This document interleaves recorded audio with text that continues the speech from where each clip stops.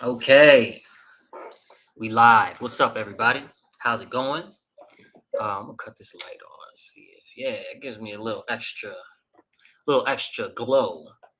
How y'all doing? Hey. Welcome back to the Inner Storyteller. Welcome back to this channel, the Inner Storyteller with Soul Expression and the Ufuluchild channel, as my YouTube channel's name got super duper long over the last couple, 16 hours.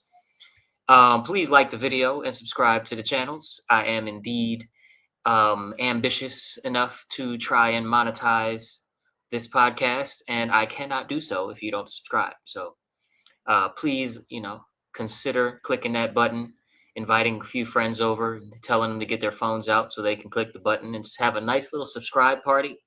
Okay. Don't forget the Hawaiian punch and the chips and dip. Okay. Don't forget the wings and all of your healthy vegetarian options. You know, have a nice little subscribe party because you know why you're here. You're here because this show is gonna be the next best thing, right? It's just gonna be the next. You'll have Joe Rogan, you'll have Candace, you'll have Soul Expression. It is, Baron. Okay. um uh I don't want to name any other shows. Anyway, hopefully y'all are doing well. Today we have a pretty cool topic, pretty foundational topic, I would say. We're talking about religion as it is defined in my work. It's a bit of a misleading title to the video because it's really religion as it is defined by adherence to the truth. If you are logical enough, if you are paying attention, if you can look at words beyond the definitions that we are given colloquially and in the common, the definitions that the commoners are given, and really see what certain concepts and like big popular concepts like religion actually are in both function and etymologically speaking, what the people that decided this is a word and this word represents this concept, the meaning that the original people that made the word, okay, tried to give the word that meaning. And when you are sensitive and paying attention to these things, you find that a lot of the definitions that we have for these big words and concepts like religion are not necessarily aligned with the true definition, the true function of the word, and the true function of the concept or entity, or program or what have you that manifests, and is a representation of a religion or a jurisdiction or a government or some of these just big words that we don't even really know what they mean. So today we're going to get into the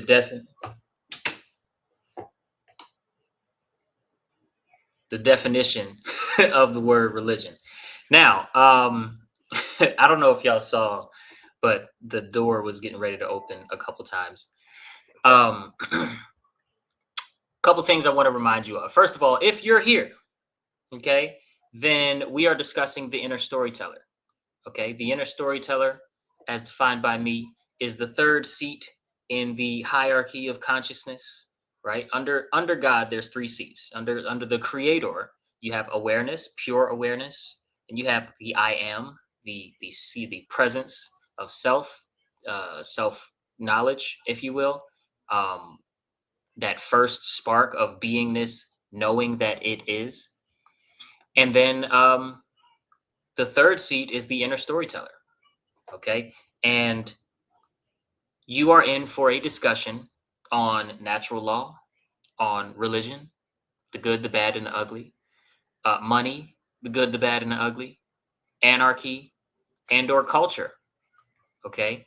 And how mankind is manipulated by very, very, very evil forces in ways that many people are very ill prepared to speak on, and some are unfortunately ill prepared to even hear about at this stage of their growth. If conversations regarding the truth behind these concepts and topics makes you a little uneasy, makes you uncomfortable, makes you angry, that's fine. You are encouraged to stay, but you are welcome to leave. Okay? Just a little housekeeping there. Also, like I said last episode, we are not bashing faith systems. We are not calling people stupid for having faith systems. We are simply examining the psychological affects and effects that the stories that you know come from are di- written about in the holy books of these traditions, the affects and effects that they have on the minds of the people. Okay, and how I actually wrote it was the affects and effects that these stories have on society alongside the current condition of humankind. And the current condition of humankind is, of course, the condition of slavery. Government is slavery, and any managed stagnation, aka any system that is built on the concept that there's a person, if it's like a king or queen, or a few people, if it's a government, maybe a tribal elders guild, if you will, a group of people that have a divine right to rule over others, and the rest of the given people in said society have a divine obligation to obey them.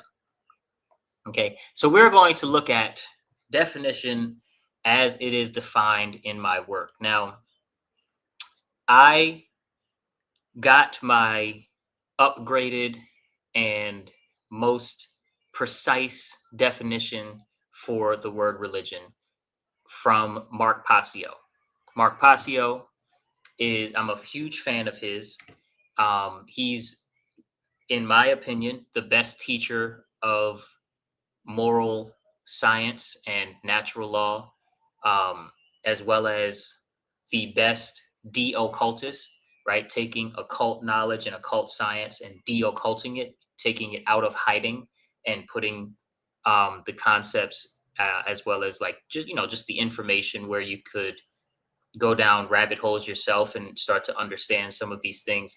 The best teacher in the world that has ever been of this information.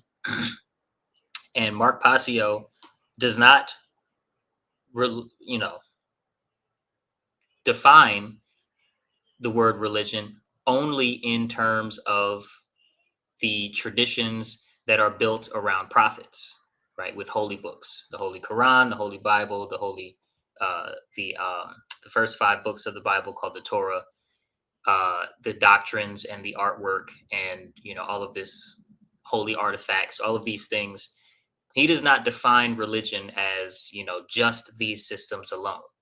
Now he acknowledges these systems alone, but he does not define religion as if there's an established religion that is recognized by the government, then that's a religion. No, that's a very limited definition when you really look at what religion, even established religions, actually do and how they function.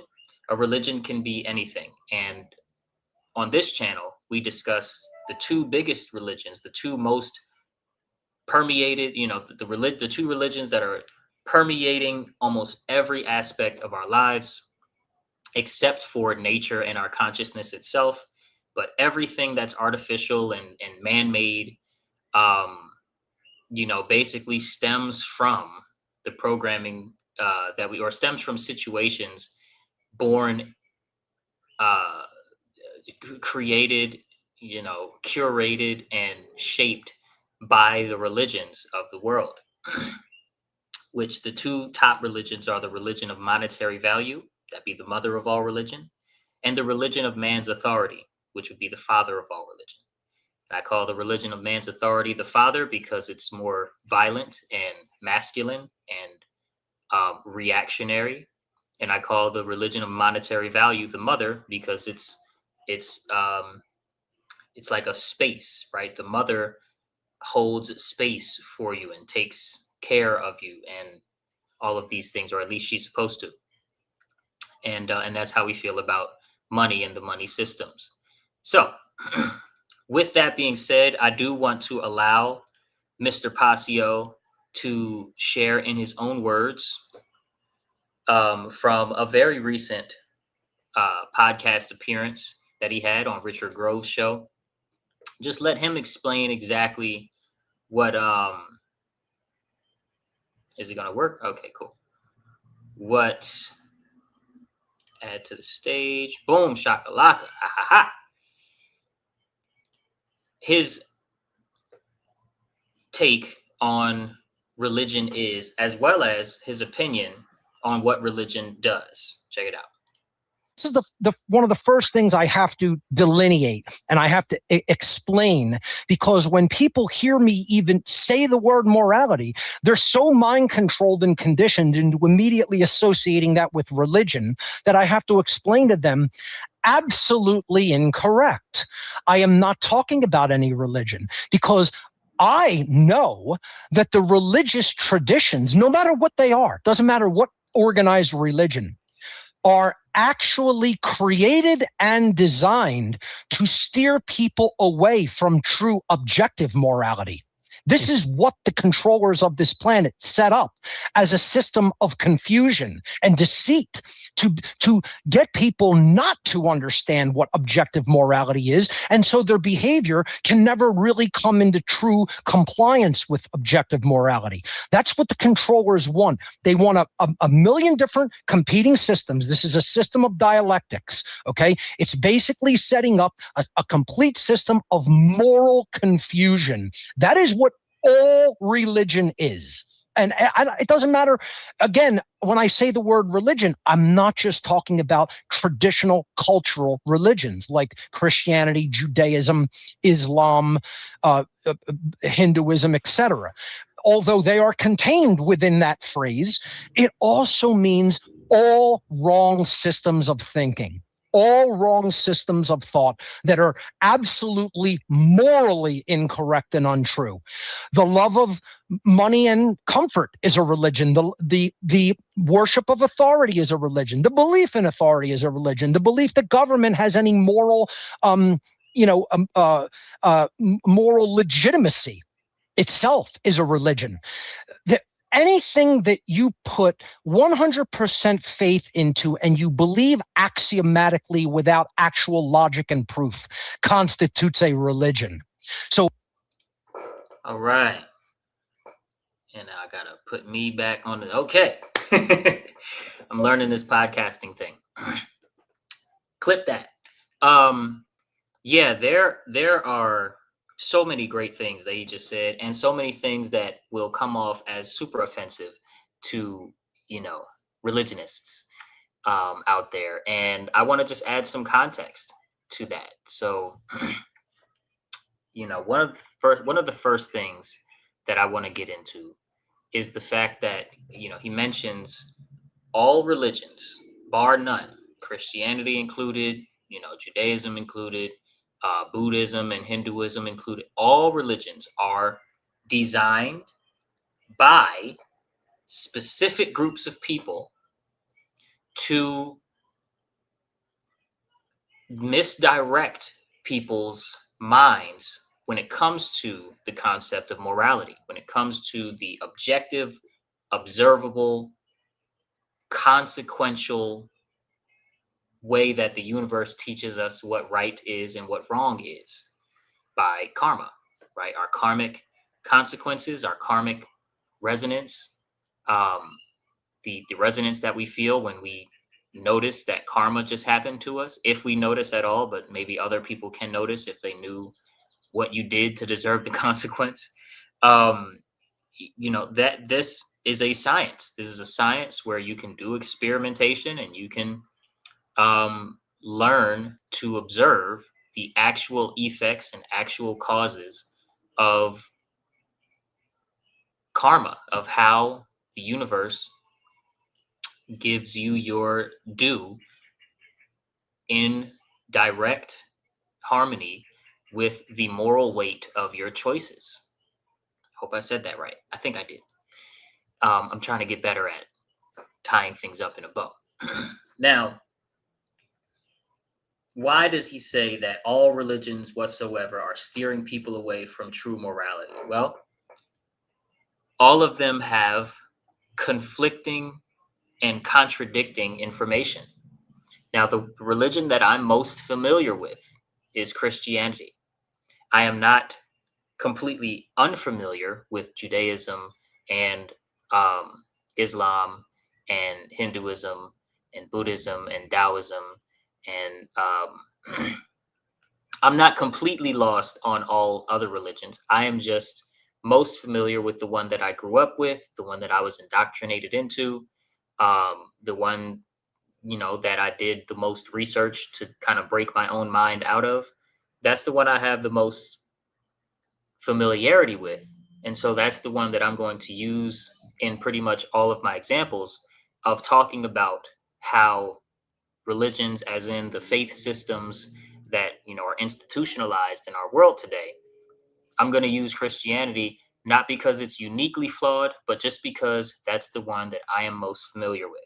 If you have a big problem with anything that, points out or speaks of the contradictions in your favorite religion, and your favorite religion is Christianity, like I said, you're encouraged to stay. You're welcome to leave after you like the video.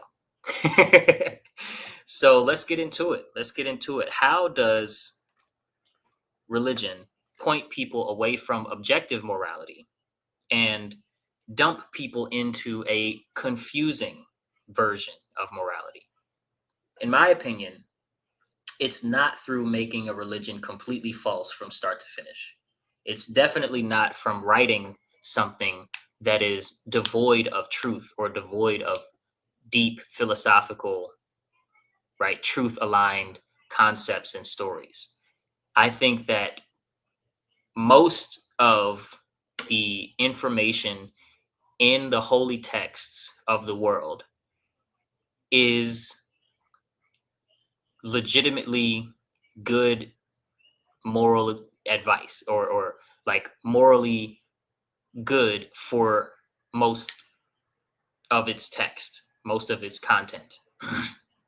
I don't believe that it would be very easy to convince the world to follow these systems and to program their children to follow these systems if they were so full of falsehoods and so full of, if the lies were less subtle. Sorry to put that so bluntly. I don't think it'd be easy enough to get billions and billions of people to follow these things. But if there are super subtle, super, like, one butterfly effect, butterfly flaps its wing a little too fast from what the timeline required, and that changed everything else in the book, that changed everything else in the world, that those type of inserts of the word of man into what otherwise might have been a good collection of the word of God. And in the Christian tradition, I'd say that this does happen in a lot of major stories. We talked about one of them in our last two episodes, the Garden of Eden, right? And I'm not going to go over the whole, my whole, like what I already talked about regarding the Garden of Eden again, since I did for two episodes in a row, and it'd be a little boring to go over the whole thing. But basically, it's a little morally confusing, the story beneath the story, when you look at the choices of God, the choices of the serpent, and the choices of Adam and Eve, and then the resulting punishments that come out of that story, and what led to those choices and what led to the punishments. When you take a close look, there's a peculiar, what I call a unique shadow cast over the entire thing. Another piece of the Bible that we see something interesting is the Three Kings story, the Christmas story, when Jesus was born. Now, there's a lot that we're not going to touch on in today's episode, but just to briefly kind of take a look at, this story's effect on morality, there's a lot of rules and suggestions and advice in the Bible that points away from anything but Christianity, especially in the Second Testament. Excuse me, especially in the New Testament. Sorry. um, there's a lot, divination. It'll name rituals of older or just as old, traditions. It will name practices, um, and it will say, when you do these things, like, don't do these things. God commands you to just basically follow Jesus and read your word and not beat your wife, basically. But I wouldn't even say that third one because not kill your wife. There we go. And then there's other passages that are like, but if she's regardless, I don't want to get we're not bashing faith systems on this channel. Okay, we're also not going to joke too much because we want to keep the proper sensitivities going. Now, the Three Kings story is uniquely placed in my work, and I do write about it in the book, The Inner Storyteller, which, hit that link tree and go ahead and secure your copy for a low private donation minimum.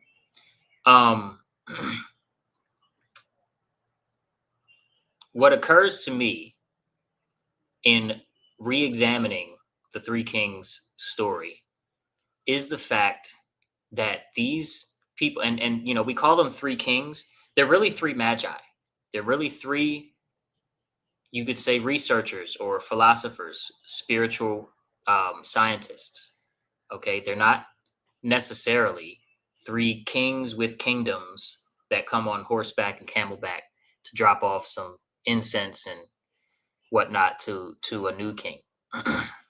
Okay, but these people, first of all, they arrive second. They arrive late, but they don't arrive after consulting Jewish priests.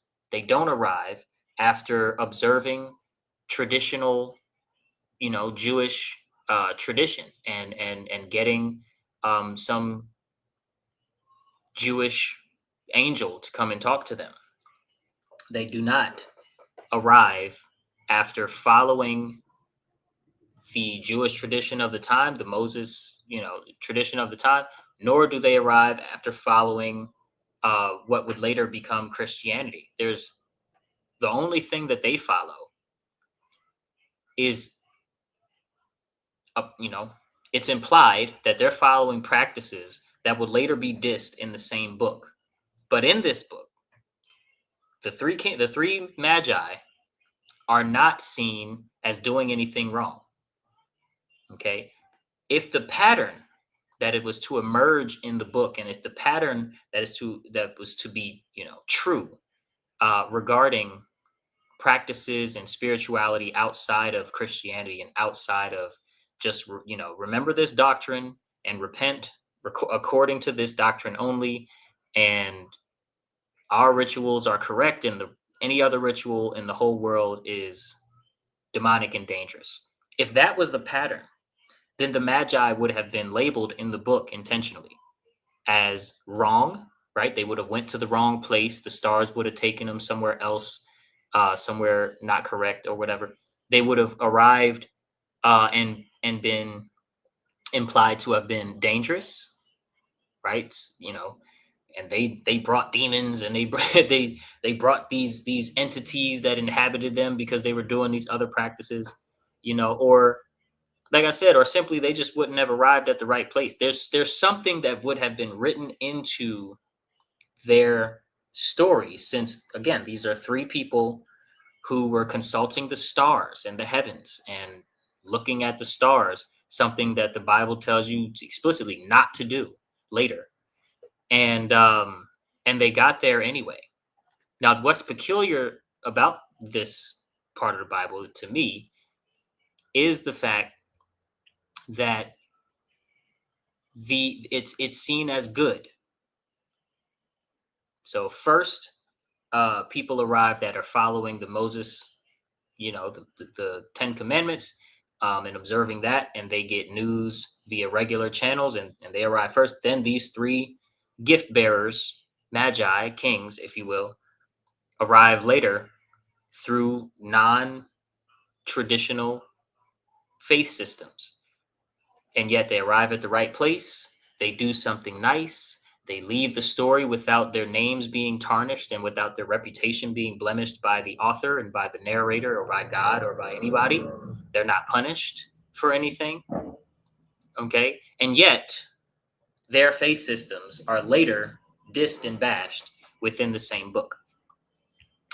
Very interesting, right? Very interesting. And to me, what picture that kind of paints is the picture of sometimes the Bible, the holy text, the whatever, is going to tell the truth in one instance and then give the subtle dogma, doctrine only truth, the my truth versus their truth, not the truth, information later or before. And I think that story is a very clear example of that. Because again, if the pattern was that these people were doing the wrong thing, then something would have reflected that in the story. But they apparently were doing the right thing, even though later you're told not to do anything outside of the dogmas and doctrines, and they clearly were. Okay. And then, and I don't even know if I want to fully dive into this one here, because I know this is probably going to be its own video.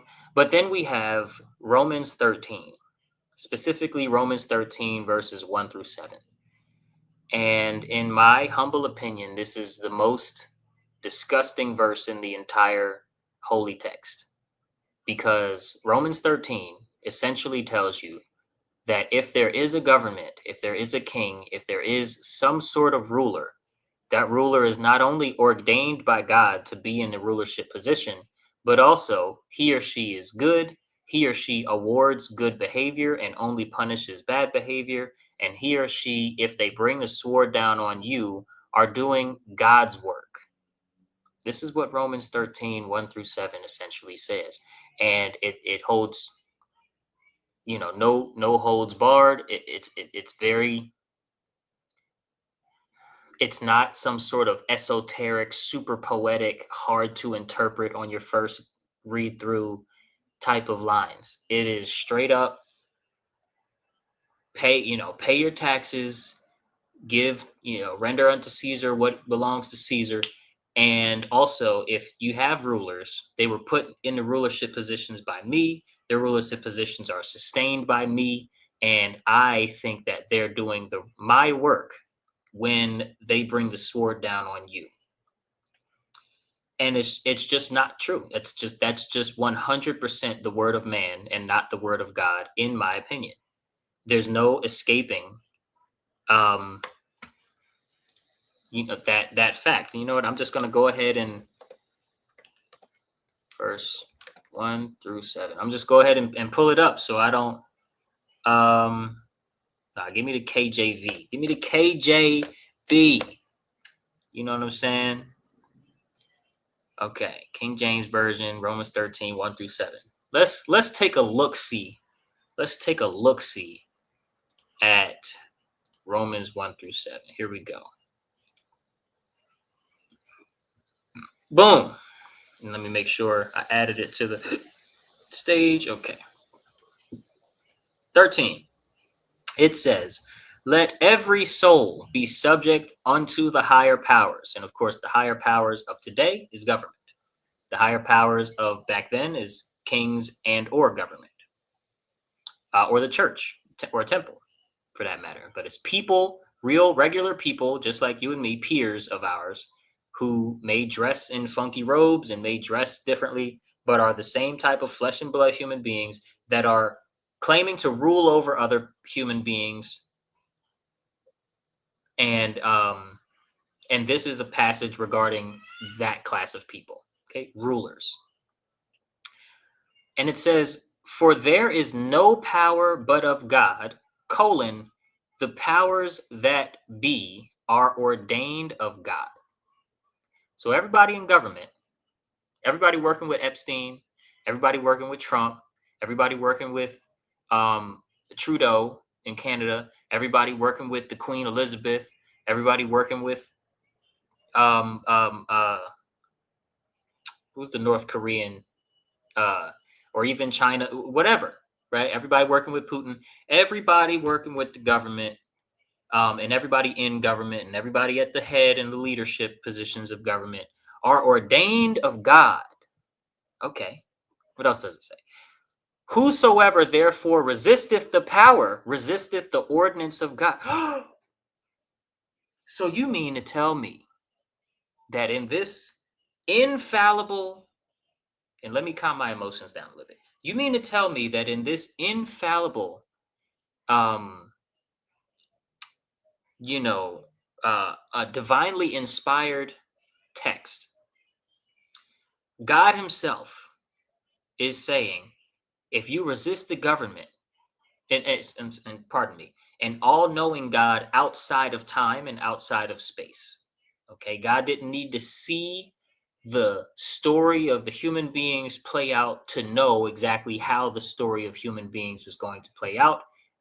If God is as powerful and all-knowing as He's written to be in the text, okay, this all-knowing God is saying very plainly, okay. And there are certain passages in the Bible that I would not say are written very plainly and do take 30 and 40 rereads, and you talk to, various priest class individuals to get the correct interpretation. And a lot of it very much rings true in the heart and feels like the word of God. So I'm not dissing the entire, but this right here, whosoever therefore resisteth the power, resisteth the ordinance of God, is a very, very, very direct statement that I completely disagree with. And now let's continue. Colon, and that they resist shall receive themselves damnation. Now, damnation, in my understanding, means you're going to hell. Okay. Now, it's very clear to me that resisting pedophiles, resisting thieves, resisting brutes, people that are brutal and practice brutality, um, resisting dark occult sorcerers and people that practice rituals and witchcraft and certain things that directly aim to mess with the minds and spirits of the people around them. Resisting them does not actually land you in hell in the afterlife. Resisting them lands you in heaven. Okay, resisting them gets you what does God say? Um it's not good job, is it? It's well done. Get you the well done from the big man. Okay, that's what resisting these people, these regular people in regular human flesh and blood, with brains and bodies, whether they're possessed or not, they were born the same way you are. Resisting them does not result in damnation, but it says very clearly right here, if this was written into law, we'd be effed. We'd be messed up when we die, especially good people that want to stop the harming of others and children and whatnot. Let's go on to verse 3. Verse 3: For rulers are not a terror to good works, but to the evil. I'm not face palming. I'm not face palming. I am thinking with my hands. It says rulers are not a terror to good works. Okay. Okay. So, like, in a system that literally cages and or murders people that expose the evil works of those in government, are operating in a system that God has ordained, that rulers are not a terror to good works. Now, is it not a good work to expose the bad and evil works of government?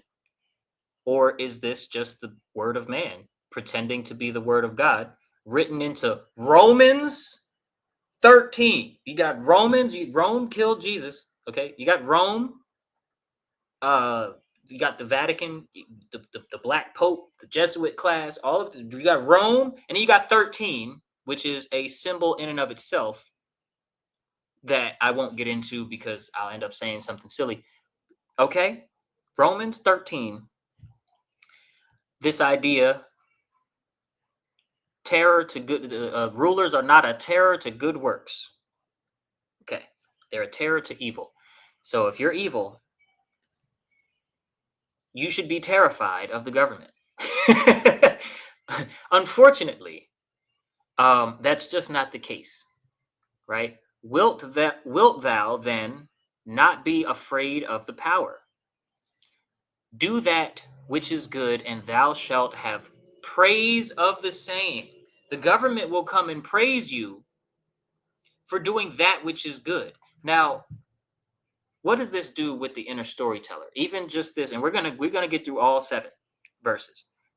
But this right here, rulers are not a terror to good works, but to evil. So don't be afraid of their power. Do that which is good, and you shall have the praise of the rulers. The rulers of today is government. Who is the government praising right now? Right? Government just spent a long time praising Elon Musk's lying behind, a bunch of pedophiles, praising people like Cash Patel, um, and terrorizing your 16-year-old Mexican who lives in Texas, was born here and has a birth certificate, in the name of, oh, I thought you were a foreign immigrant. Right? And by terrorizing, some of them are being penetrated vaginally. Some of them are being, coming up missing and waking up dead, so to speak. There's a lot of funky things that this power is doing. It ain't praising those who do good in the world, that's for sure. If you start a business and an organization that teaches people how to grow their own food, and then you go to get some government grants because not enough people are eating in your city, you're going to get denied. Right? You have to have the best network in history of, it's not what you know, but who you know in the government to get a grant for that, to get a substantial grant, to get in a meaningful amount of money to do like a project like teaching people how to feed themselves without relying on grocery stores and the farmers that are under government contract. Let's move on to verse number 4. For he is the minister of God to thee for good. Talking about the government or the ruler, the president, the Pope, I don't know what the head of the Jewish temple is, but the head, the leadership of the church and or the government is supposedly the minister of God for good. Okay, but it continues, if thou do that which is evil, be afraid, for he beareth not the sword in vain. So again, if you are targeted, if you are brutalized, if you are caged, if you are held without trial by the government, you must be evil, according to what's called the word, right? And the word that was here since before the beginning. For he is the minister of God, it continues, for he is the minister of God, a revenger to execute wrath upon him that doeth evil. Now, does God actually need man to do his punishing? Karma is already active in the world, and karma works 100% of the time without fail. It is built into the very way that air works in the universe. Like,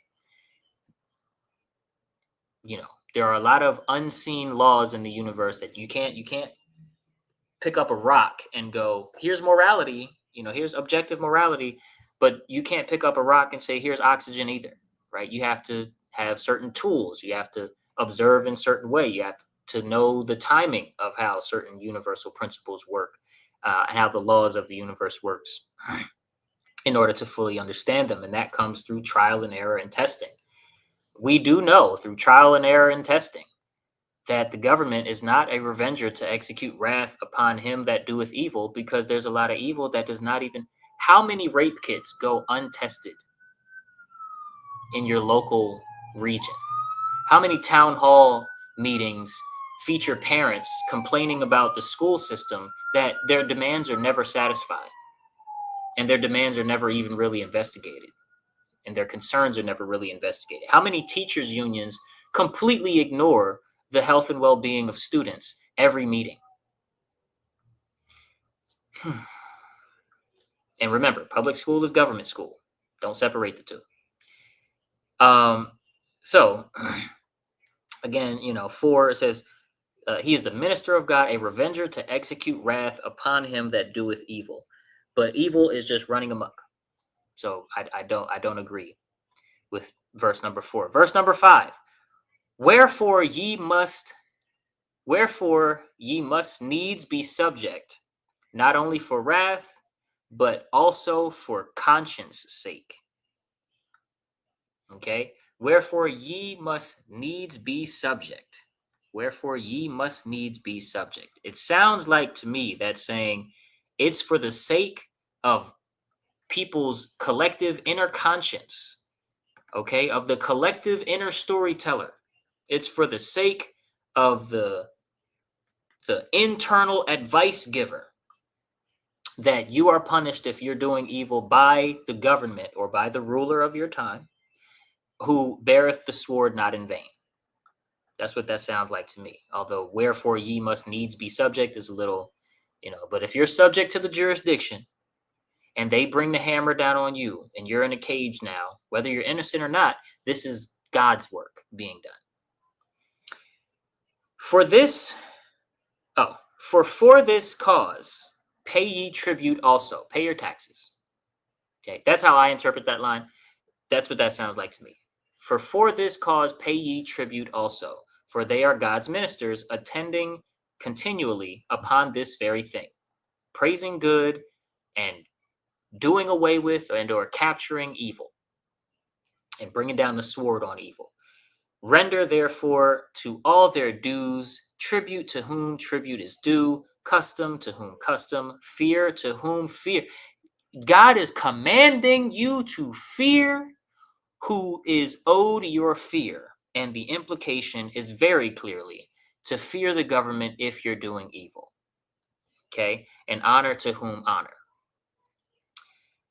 I can't get with the idea that this is somehow leading people toward alignment with real morality. To me, it seems like it's steering people to be obedient to the most immoral forces that have ever walked the face of the earth, right? And you can disagree, sort of take that with a grain of salt, take that how you will. We are already at 45 minutes, and I told myself I was going to try to keep the episodes to around 30 minutes or so. So we're gonna not dive too much deeper into the actual content. But first of all, I want to remind you to like the video and sub to the channels. Leave a comment. Let's have a discussion on what you think. And like I said, we're not bashing faith systems. We're not calling people stupid for having faith systems or for publicly proclaiming, that they found God through religion, because there's just way too many people who have indeed used imperfect systems to fall in love with the perfect truth. And that's how I kind of like to put it, is we are imperfect people, and therefore we have the free will choice and free will capacity to choose how we relate to the spiritual realm and the spiritual truths. And nobody can take that freedom from you. And so it's not my job to tell you who God is, what God is for you. You have to figure that out. You have to cultivate that relationship for yourself. It's my job to report what I want to report on my podcast and to, basically share where I'm at in my incomplete journey and in my incomplete understanding, in my incomplete research. That's what I'm doing. You know what I mean? But you do you. Linktree, linktr.ee/ufuluchild will get you to the book as well as all of our work. Click the link tree, see what you find. Thank you so very much for watching. And I'll either be on later today or I'll be on tomorrow. Peace and love.